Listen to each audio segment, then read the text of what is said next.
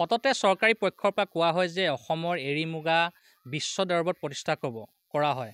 কিন্তু প্ৰকৃতাৰ্থত এই এৰী মুগা উত্তৰণৰ ক্ষেত্ৰত চৰকাৰে কেনেধৰণৰ ব্যৱস্থা গ্ৰহণ কৰিছে তাৰে এক ছবি প্ৰাগনিউজৰ দৰ্শকক দেখুৱাবৰ কাৰণে উপস্থিত হৈছোহি নগাঁও জিলাৰ কন্দুলিত আৰু ভিডিঅ' জাৰ্নেলিষ্ট মৃণালে দেখুৱাইছে সেই সামগ্ৰিক পৰিৱেশ।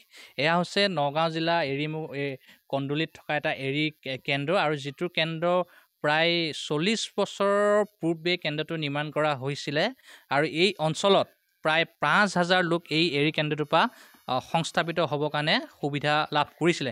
কিন্তু বৰ্তমান চাওক যে এৰী মুগাৰ কেন্দ্ৰটোৰ যিটো দুৰৱস্থা, এই দুৰৱস্থাৰ কাৰণে ইয়াৰ যিসকল লোক উপকৃত হৈছিলে বুলি ইতিমধ্যে মই উল্লেখ কৰিছিলোঁ সেইসকল লোকে বৰ্তমান ইয়াৰ পৰা উপকৃত হ'ব পৰা নাই।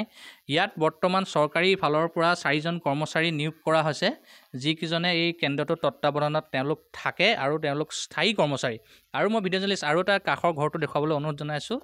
ইয়াতে পলুসমূহ উৎপাদন কৰা হয় আৰু এই পলু পাই এৰী উৎপাদন কৰা হয়। কিন্তু বৰ্তমান দেখা পোৱা গৈছে যে ইয়াত যিসমূহ থালি আছে থালিসমূহ বৰ্তমান খালী অৱস্থাত আছে আৰু বৰ্তমান যিটো গৃহ এই গৃহটোত পানী পৰে। ইয়াৰ গৃহটোৰ বৰ্তমান দুৰৱস্থা আৰু পলু উৎপাদনৰ কাৰণে যিমান ইয়াত এই মাটিকালি যিমানটো প্ৰয়োজন হয় এই মাটিকালি সম্পূৰ্ণ বেৰা নিৰ্মাণ নাই, যাৰ ফলত ইয়াত যথেষ্টখিনি অসুবিধাৰ সন্মুখীন হৈছে। মই যিজন কৰ্মচাৰী আছে মই তেওঁৰ পৰা কিছু কথা জানিব বিচাৰোঁ। আপোনালোক বৰ্তমান ইয়াত 4জন কৰ্মচাৰী, হয়। সমস্যাবিলাক কওকচোন আপোনালোক। সমস্যা মানে ঘৰটো বেয়া, এই পলু পুহিব নোৱাৰি, সৰু ৰুমতে আমি পলু পুহি আছোঁ আৰু ফেঞ্চিংটো নাই, হেৰি হয় হাতীও ভাঙে। বৰ্তমান পলু কিয় উৎপাদন হোৱা নাই? পলু মানে ঘৰ কম, ঘৰ সৰু, তাৰপিছত তাতেই যেনে তেনে আমি পুহি আছোঁ। আৰু কি সুবিধা দিলে এইটো পুনৰ কাৰ্যক্ষম হ'ব? ঘৰ দিলে সুবিধা হ'ব, ডলা সেইবিলাক দিলে, সঁজুলিবিলাক দিলে আমাৰ হেৰি হয়, লাভৱান হয়। এই অঞ্চলৰ ৰাইজ কিমান উপকৃত হৈছিলে আগতে আৰু বৰ্তমান কিমান? বহুত হয়, 500 ওপৰত হয়। এতিয়াও নাই, 100-150 মানুহ আহে আৰু পাত নিবলৈ। আপোনালোকৰ যিসকল চৰকাৰী বিষয়া বৰমূৰীয়াসকল আহেনে নাহে ইয়ালৈ? আহে। তেওঁলোকে এইটো নিৰ্মাণৰ ক্ষেত্ৰত কি কয়? পুনৰ নিৰ্মাণ বনাই দিম বুলি কয়। হয়, ইমানে। আপোনালোক কৰ্মচাৰী কেইজন আছে? 4জন। হয়, 4জন কৰ্মচাৰী বোলে চোৱা চিতা কৰি আছে। এয়া হৈছিলে কেন্দ্ৰটোৰ কৰ্মচাৰী, 4জনকৈ কৰ্মচাৰী, তেওঁলোকে এই চোৱা চিতা দায়িত্বত থাকে। ভিডিঅ' জাৰ্নেলিষ্ট মৃণালে দেখুৱাইছে কিছু সামগ্ৰিক পৰিৱেশ। এইটো আছে কেন্দ্ৰটোৰ বাহিৰ অংশ আৰু মোৰ সন্মুখত যিটো গৃহ আপোনালোকে দেখা পাইছে সেই গৃহটোতে ইয়াৰ পূৰ্বে তাতে পলু উৎপাদন কৰা হৈছিলে। কিন্তু যিটো বৰ্তমান দুৰৱস্থা সেই দুৰৱস্থাৰ ছবি প্ৰাগনিউজক দেখুওৱা হৈছে। মই স্থানীয় এজন সচেতন যুৱক আছে, অসমৰ এৰী মুগা বিশ্ব দৰবাৰত প্ৰতিষ্ঠা কৰাৰ কথা সততে চৰকাৰে কৈ থাকে, এইটোৱে দুৰৱস্থা। এনেকৈ হ'লে কি হ'ব এৰী মুগা?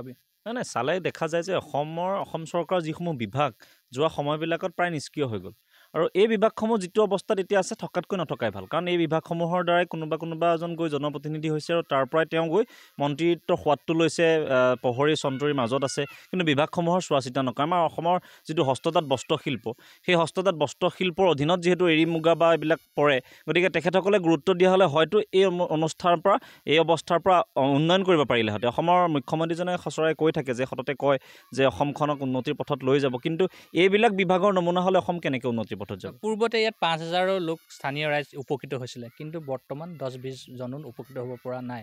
এইদৰে যদি বিভাগবিলাক এটাতকৈ তিলকৈ মৃত্যুৰ ক্ষণ গণে তেনেহ'লে কি হ'ব? যিটো সময়ত কৈ থোৱা ডিজিটেল ইণ্ডিয়াৰ কথা কোৱা হয়, প্ৰকৃতাৰ্থ ডিজিটেল ইণ্ডিয়াৰ হ'ব জানো? নাই, অসমৰ উন্নয়নৰ স্বাৰ্থত যদি সঁচাকৈ অসমৰ মুখ্যমন্ত্ৰী হিমন্ত বিশ্ব শৰ্মাই কাম কৰিব খুজিছে, তেতিয়াহ'লে হয়তো নিউজ চেনেলবিলাকৰে যোগাত্মক চিন্তা হৈছে যে তেখেতৰ চকুত পেলাইছে আৰু অনাগত সময়ত যি মৰহি গ'ল, যি শেষ হৈ গ'ল, ইয়াতো 10জন মানে অনাগত আৰু যদি এনেকৈ থাকে তেতিয়াহ'লে এজনো সক্ৰিয় নহ'ব। চাকৰিকেইটা মাত্ৰ থাকিব, 4টা চাকৰি, আৰু বাকীটো ঘৰ বুলিবলৈ ইয়াত একোৱেই নাই। গতিকে যদি অসমৰ উন্নয়নৰ স্বাৰ্থত সঁচাকৈ মুখ্যমন্ত্ৰীজনে কাম কৰিব বিচাৰিছে, তেতিয়াহ'লে মন্ত্ৰীত্বসকলক সম্পূৰ্ণ দায়িত্ব নিদি নিজৰ বিভাগৰ জৰিয়তে এই গোটেই কামখিনি তদাৰক কৰক আৰু অনাগত সময়ত উন্নয়নৰ পথত অসমক আগুৱাই লৈ যাব। গতিকে তেওঁ প্ৰতিটো বিভাগত নিজে চকু কাণ দিয়ক। এয়া আছিলে স্থানীয় লোকৰ ভাষ্য প্ৰদান কৰিছে যে কিদৰে এনেধৰণৰ বিভাগ কিছুমান আগুৱাই নিব লাগে।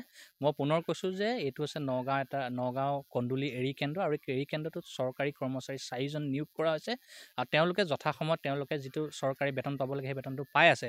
কিন্তু তেওঁলোকৰ কৰ্মস্পৃহা আছে, তেওঁলোকে কাম কৰিব বিচাৰে, কিন্তু চৰকাৰী পক্ষৰ পৰা সেই সা সুবিধা পোৱা নাই, যাৰ ফলত এই কেন্দ্ৰটোৰ পৰা যিমান উৎপাদন হ'ব লাগে সিমান উৎপাদন হোৱা নাই। গতিকে অনাগত সময়ত যদি মুখ্যমন্ত্ৰীয়ে কৈ থকা হৈছে যে চাকৰিৰ পিছত দৌৰিলে নহ'ব, ৰাইজে যুৱকসকলে নিজকে কিবা চিন্তা এটা কৰিব লাগিব যাতে আত্মসংস্থাপন পায়। এনেদৰে যদি চৰকাৰী বিভাগবিলাকৰ তিল তিলকৈ মৃত্যুৰ ক্ষণ গণিবলৈ ধৰে তেনেহ'লে অনাগত সময়ত চৰকাৰী বিভাগবিলাক কি হ'ব ইয়াৰ স্বৰূপ উদঙাই পৰিছে।